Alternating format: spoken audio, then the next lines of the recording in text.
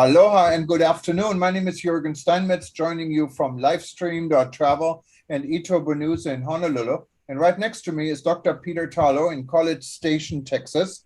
The weather now in Honolulu, we had horrible weather here. Actually, still have a state of emergency with flooding. Luckily, where I'm at, yes, there has been a lot of rain, but it's dry now. Actually, I see the sun coming out and it looks like things are looking a little bit brighter in Hawaii. How are things in Texas today?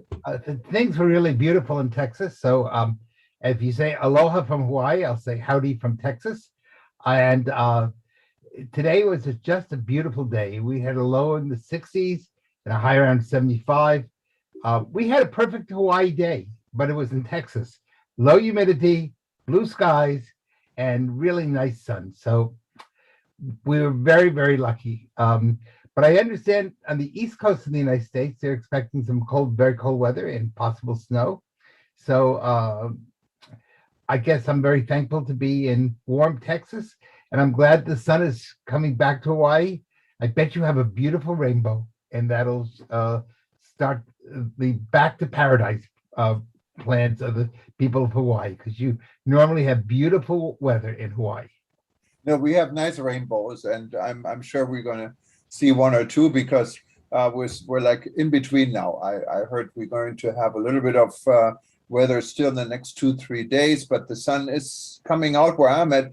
And on Oahu, on the island where I'm at, it's quite different. You can have a completely different weather pattern on the other side of the island, on the windward side, than here. So here it's always, even when it's bad, it's not as bad as the other side. But I understand Haleiwa, the North Shore, Kailua has been really soaked, and they have people in shelters, and they're now, I guess, going back home. And so I haven't been on the other side yet, but I hear it has been quite bad.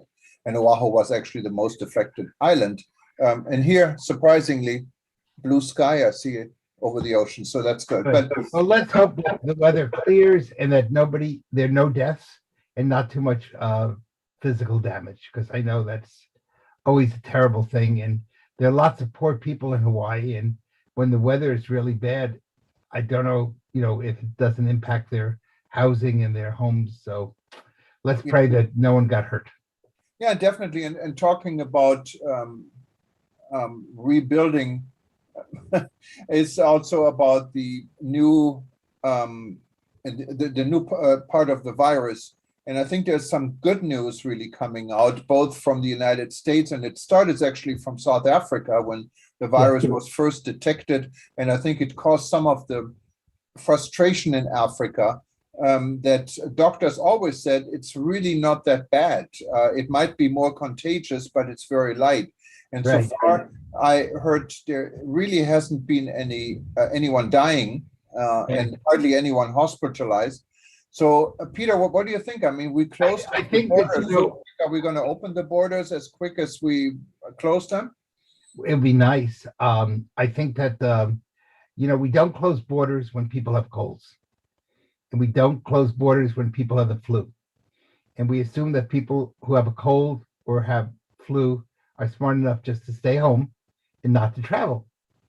And I think the same thing, appears, and if that appearance is correct, and that's always an if, but if that appearance is correct, that this is basically like having a cold and nothing more than that, then it seems pretty silly to be willing to destroy an entire industry, people's lives, people's economies, people's well-being, especially prior to the Christmas and New Year holidays in the Western world.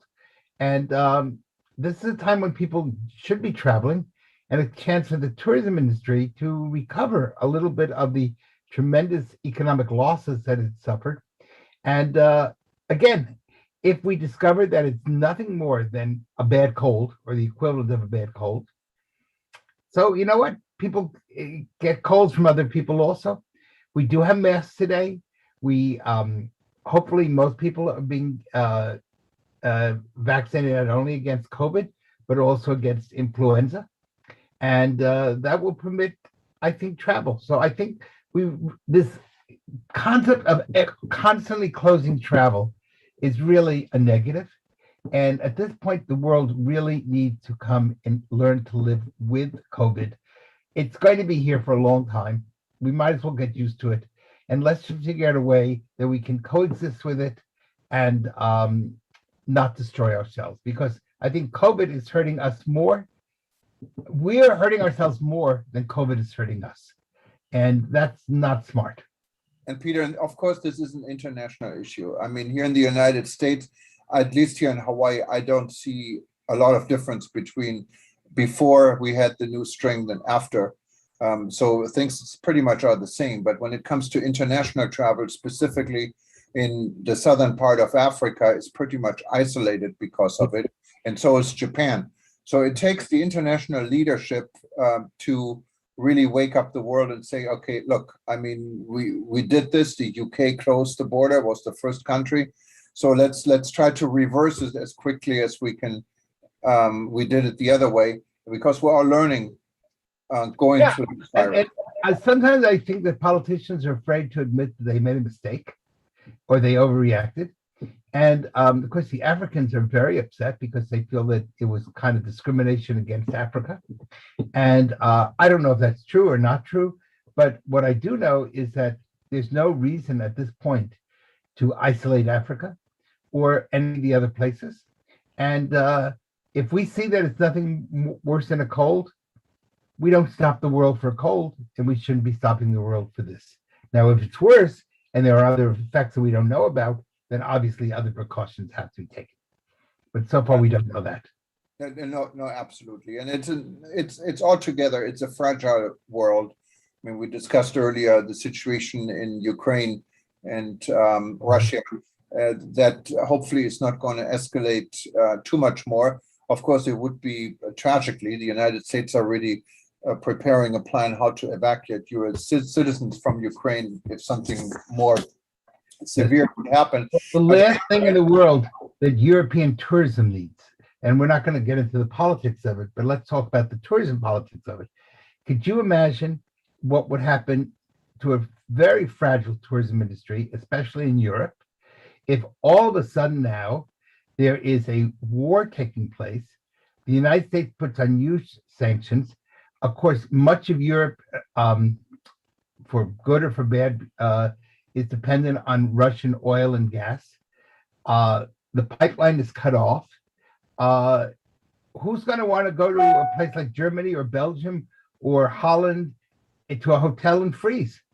And that would basically cause rationing through a good part of Europe.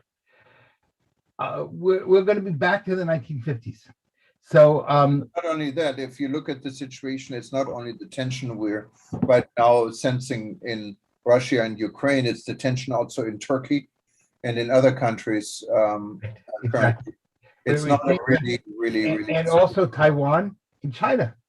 Taiwan and China. And it could be, and the United States has not maintained the military forces that possibly it should have.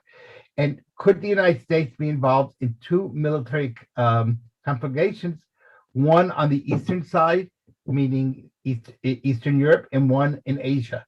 And that would be, and of course, there's always the potential for Iran blowing up. So you have really, three major hotspots in the world. All three could occur at the same time. And I don't know if the West is prepared to deal with three major battles all going on at the same time. Yeah, let's hope this won't happen. And I really don't think it will happen. But there is a lot of tension. And you can see the tension. I was surprised yesterday. I saw on social media posted, even on our own World Tourism Network social media, posted a video from India about the strength of the military. And today in the news, we're hearing about the new cooperation between Russia and India on the military side. So all of this is not going. The Russian foreign minister is now coming on Sunday to Israel to discuss Russian-Israeli cooperation and how that could impact Turkey. And of course, the Israelis and the Indians have a new 10-year security pact. So all of a sudden, you're seeing something like in the Balkans in the 1920s, 1910s, I guess, prior to World War I, with the potential for all sorts of nation realliances could take place, and that could create really lots of chaos in the world. And tourism is chaos abhorrent. When people are afraid, they don't travel. And so they've been afraid because of COVID. And now if we add to it the equation of political instability, that's almost a death knell for the tourism industry. So it would be a really difficult situation, to say the least. And of course, luckily, we're not there yet, not even close. So we shouldn't overreact. But No, these we're are not going to overreact. But hopefully people are paying some sort of attention. The tourism industry, of course, doesn't have control the political world, and we understand that. But the tourism industry should be prepared to be thinking always best scenario and worst scenario. And how do you deal with a crisis if it comes along? You don't want to deal with the crisis after it happens. You want to, in good crisis management, be prepared. Should this happen, how will I react? What's my plan? You can always modify a crisis plan, but you don't want to create a crisis plan once a crisis has already occurred. You want to have something prior on which to work from.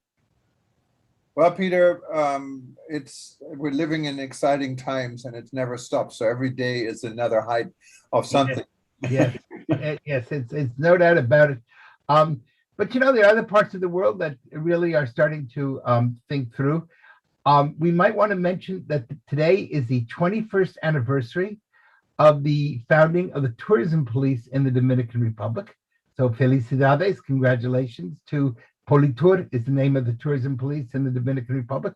And in Peru, also today marks the 21st day of the tourism police in Peru. And that's really ways of handling, not reacting, but proacting. Especially, I think the Dominican Republic should be receiving lots of kudos. It's created a really wonderful tourism police organization. I'm very lucky to have participated in its improvements and looking at Politur from many sides. The tourism police even inspired where there were problems on some of the highways, what they call seguridad vial, or highway security.